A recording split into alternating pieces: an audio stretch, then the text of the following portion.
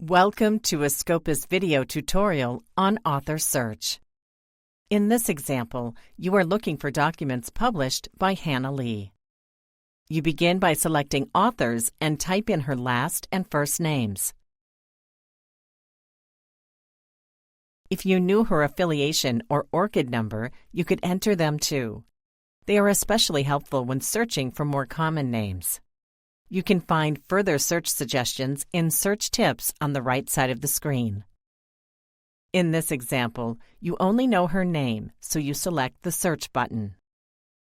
You are interested in the second author profile that is displayed, but from the list of results, you see that other documents associated with additional profiles may also belong to her. In a separate tutorial, you will learn how author profiles are created. For the moment, you decide to review the first author profile listed by selecting the name.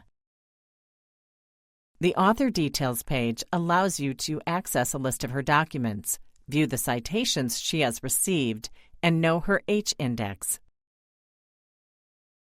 As you scroll down the page, you can also access a list of citing documents, co-authors, and topics she has contributed to.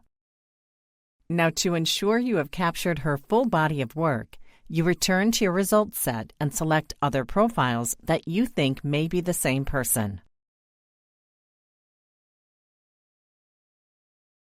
If you were sure they were a definite match, you could request to merge authors. For now, you decide to select Save to Author List so that you can come back to the selection again in a future session. If you weren't already logged in, you'd need to do so in order to first name and then save the list to your profile. You can also add your selection to existing lists. To access your saved list, navigate to your initials in the top right corner, then Saved Lists, and select the Authors tab. Select the saved list and select All to view a list of documents and citation overview for the multiple profiles.